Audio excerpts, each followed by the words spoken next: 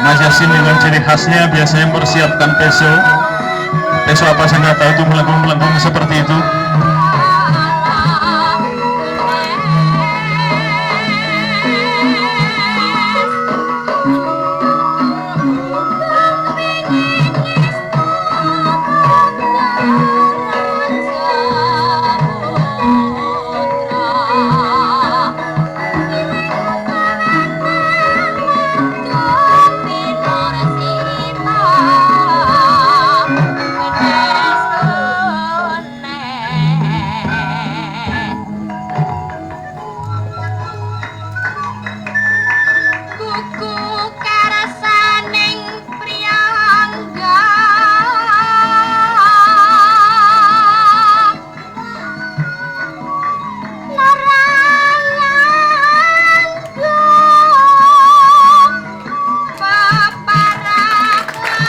Ya, biar semangat, tepuk tangannya lagi ya.